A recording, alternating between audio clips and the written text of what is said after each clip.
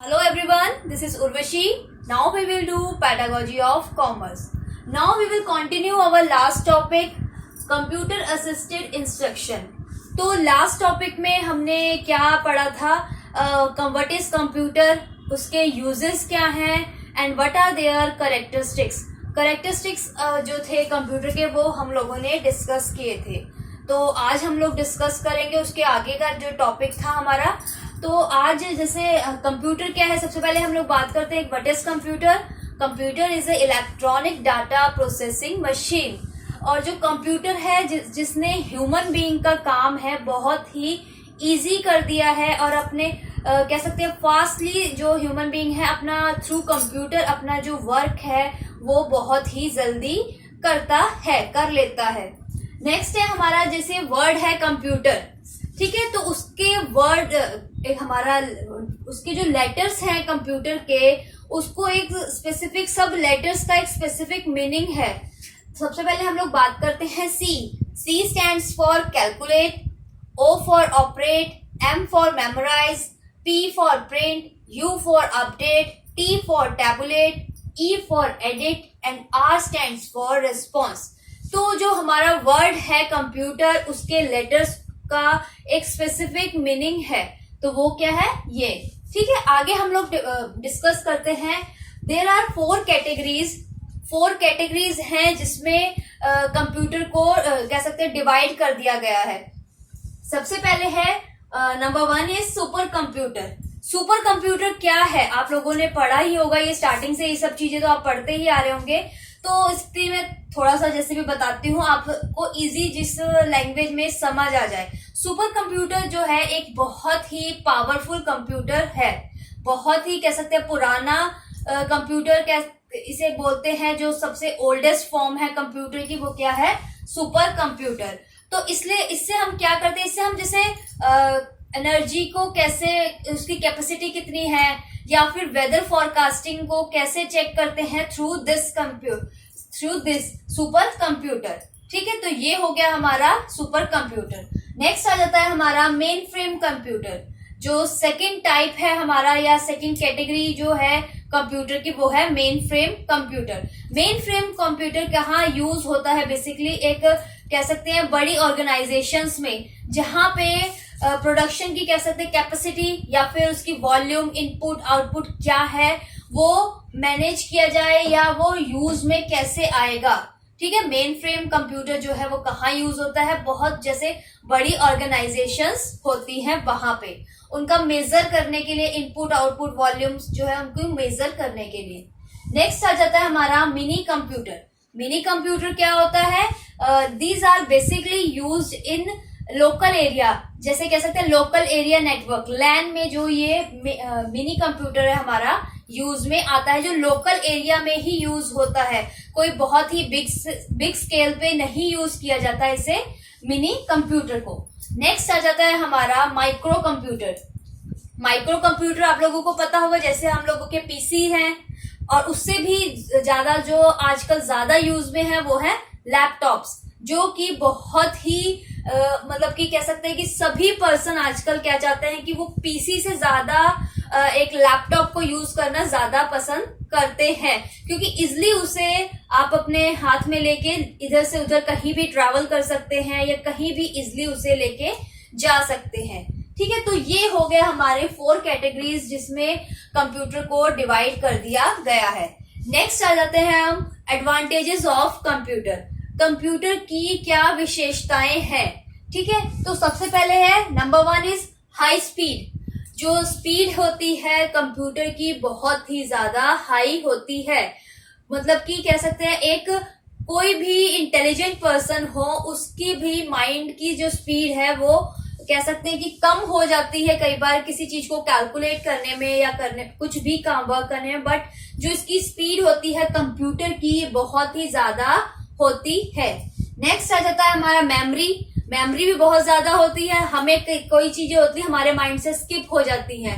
आप लोग भी जैसे फॉर एग्जांपल पढ़ाई करते हैं, एग्जाम है आपका, एक दिन पहले आपने सारा टॉपिक रिवाइज कर लिया, आपको आगे कि हाँ मुझे आता है, बट इंस्टेड क्या होता है सडनली जब हम एग्जाम देने बैठते हैं तो क्या होता है, मोस्टली स्टूडेंट्स के साथ ये होता है कि जैसे सब माइंड से खत्म हो गया, समझ ही नहीं आ रहा कि क्वेश्चन क्या है और हमें क्या लिखना है, वो चीज हमें नहीं पता चल पाती है कई बारी। ठीक है, तो जो मेमोरी पावर होती है कंप्यूटर की वो बहुत ही ज्यादा होती है, इसमें हम बहुत सारी चीजें स्टोर कर लेते हैं और इसे हम कह सकते हैं कि जैसे आज है 2020 ईयर चल रहा है, लेकिन अगर हम अपनी बात करेंगे लेकिन कह सकते हैं कि 1995 में क्या हुआ था हमारे को ढंग से याद नहीं होगा, बट अगर आपने कंप्यूटर की मेमोरी में फीड किया होगा कि 1995 में क्या हुआ था, ये था, यहाँ हम गए थे, वो चीज इसमें आप एंटर करेंगे, सर्च करेंगे तो वो आपको कंप्यूटर जो है वो पूरा का पूरे डिटेल्स दे देगा। ठीक है, तो इसकी जो मेमोरी होती है क्या होती है, बहुत ही ज्यादा पावरफुल होती है और हाई मेमोरी का ये होते हैं। रिकॉर्ड कीपिंग, थर्ड जो मेरिट्स एडवांटेज कह सकते हैं हम लोग है, क्या है, रिकॉर्ड्स कीपिंग। जो रिकॉर्ड्स होते हैं बहुत सारे इसके अंदर कह सकते हैं कि रखे जा सकते हैं, बहुत सारा रिकॉर्ड है हमारे माइंड में, किसी भी कोई भी पीपल हो, कोई भी इंसान हो, उसके माइंड में बहुत सारे रिकॉर्ड की जैसे फॉर एग्जांपल हम मान लीजिए कि आप लोगों को आपके पेरेंट्स ने दिया कि हाँ इस मंथ का सारा खर्चा आप लोग करेंगे। ठीक है, आप एक रिकॉर्ड बना लेते हैं, पेरेंट्स या कोई भी फैमिली में हो, सब चीजों का एक रिकॉर्ड बनाते हैं कि ये बिजली का बिल है इतना है, पानी का इतना है, राशन इतना आएगा, ये ऐसे सारा रिकॉर्ड बनाते हैं। लेकिन कई चीजें फिर भी इंसान के माइंड में से स्किप हो जाती हैं, बहुत सारी चीजें ऐसी होती, छोटी छोटी चीजें। ठीक है, लेकिन इसमें ऐसा नहीं होता है, छोटी से छोटी चीज हो, बड़ी से बड़ी चीज हो, सारी की सारी रिकॉर्ड एक परफेक्ट तरीके से इसमें होती है। ठीक है, नेक्स्ट आ जाता है connects you to the internet. Internet से कंप्यूटर हमें कनेक्ट करता है, ये आप लोगों को सबको पता ही है कि कैसे कंप्यूटर जो है इंटरनेट से सभी पर्सन को, कोई भी हो, किसी को भी कैसे कनेक्ट करता है। नेक्स्ट आ जाता है स्टोर मोर इंफॉर्मेशन। बहुत सारी इंफॉर्मेशन इसमें स्टोर की जा सकती, किसी भी चीज से रिलेटेड हो, मान लीजिए आपके एग्जाम से रिलेटेड हो, आपके सिलेबस कैसे उसमें इंफॉर्मेशन रिकॉर्ड करनी है, स्कूल का एक बनाना है, हमें स्टोर करनी है बहुत सारी इंफॉर्मेशन, तो उसमें आपके स्कूल में 1000 स्टूडेंट्स हैं तो 1000 स्टूडेंट्स का सारा रिकॉर्ड कंप्यूटर में हम लोग एक ही टाइम पे कह सकते हैं कि इंफॉर्मेशन सारी की सारी स्टोर कर सकते हैं। एक टीचर को या आपका कोई भी हेड है टीचर का, उसे भी कई बार 1000 स्टूडेंट्स की डिटेल नहीं याद रहती है। इवन आपकी क्लास टीचर है मान लीजिए, ठीक है, उसमें ही 50 स्टूडेंट्स आते हैं, तो आपके क्लास टीचर को सभी के नेम्स याद हो जाते हैं, बट उनके फादर्स नेम या मदर नेम या उनका कॉन्टेक्ट नंबर क्या है, वो सभी चीजें रिमेम्बर मैम को, आपकी टीचर को नहीं होता है। ठीक है, तो क्या होता है, जो कंप्यूटर होता है उसमें उसकी जो डिटेल्स फीड की जाएगी वो सडनली सारी चीजें वो रिकॉर्ड कर लेता है। ठीक है, तो नेक्स्ट आ जाता है हमारा help sort, organise and searching. कोई भी चीज सॉर्ट करने के लिए, ऑर्गेनाइज करने के लिए या फिर सर्च करने के लिए बहुत ही ज्यादा हेल्पफुल होता है क्या, कंप्यूटर। बहुत सारे इंफॉर्मेशन जैसे या क्या कोई चीज है, हमने कोई प्रोग्राम ऑर्गेनाइज करना है, कैसे करना है, उसमें सारी डिटेल्स हम सर्च कर सकते हैं। मान लीजिए एक हमने एनुअल फंक्शन करवाना है तो हमें बहुत सारे आइडियाज भी चाहिए कि कौन कौन से डांस फॉर्म हमने करने हैं या कौन सा कह सकते हैं कि सॉन्ग्स कैसे होने चाहिए, सारी चीजें हम कंप्यूटर पे सर्च कर सकते हैं, एक पूरा का पूरा इंफॉर्मेशन का एक रिकॉर्ड बना सकते हैं। बहुत सारी चीजें कि कैसे ऑर्गेनाइज करना है, ये सब चीजें कैसे सारी चीजें सॉर्ट करनी है, कैसे सब चीजें करनी है, ये सभी चीजें हम एक कंप्यूटर में हमें हेल्प करता है, हमें सारी चीजों को रिकॉर्ड करने के लिए, सब चीजों के लिए। ठीक है, तो ये हो गए हम लोगों के मेरिट्स ऑफ कंप्यूटर। नेक्स्ट हम लोग करते हैं डीमेरिट्स ऑफ कंप्यूटर। डीमेरिट्स में क्या हो जाता है, क्या आता है कि जैसे गुण और अवगुण होते हैं, वैसे ही कुछ ना कुछ कमियां हैं। इससे कंप्यूटर से बहुत सारे बेनिफिट्स हैं तो बहुत सारी कह सकते हैं कमियां भी होती है। कोई भी पर्सन हो तो सबसे पहले आ जाती है टू मच सिटिंग। आपने कंप्यूटर पे वर्क करना है, तो क्या आ जाता है कि आपको बैठ के काम करना है सारा दिन। आप कंप्यूटर पे बहुत जल्दी जल्दी तो होता रहेगा, लेकिन बैठने की जो कह सकते हैं कि बैठना बहुत ही ज्यादा, जिसकी वजह से हेल्थ इश्यूज हो जाते हैं सभी को। कोई भी पर्सन हो बहुत देर तक एक ही चेयर पे बैठा रहेगा या कुछ भी होगा तो बहुत सारे उसको प्रॉब्लम्स आ जाती हैं, सिटिंग प्रॉब्लम। ठीक है, नेक्स्ट आ जाता है टेक्निकल प्रॉब्लम्स।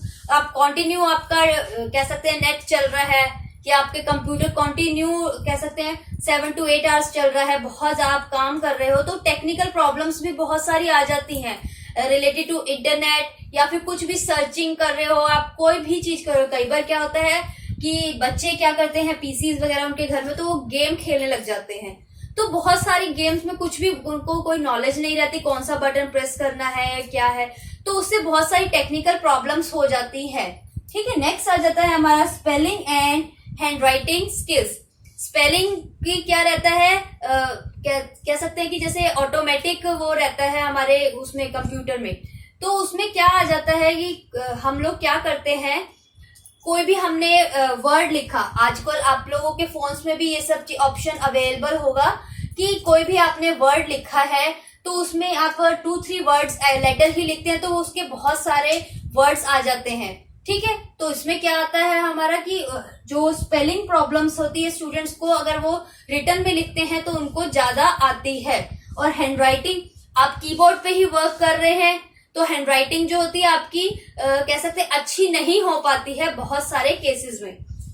नेक्स्ट आ जाता है हमारा वायरस एंड हैकिंग अटैक्स। बहुत कभी भी जैसे आप कंप्यूटर कंटिन्यू यूज कर रहे हैं तो वायरस आ जाता है, अगर आप इंटरनेट का ज्यादा यूज कर लेते हैं, या फिर हमारा हैक हो जाता है कंप्यूटर। बहुत सारी ये होगी हम लोगों की डीमेरिट्स ऑफ कंप्यूटर।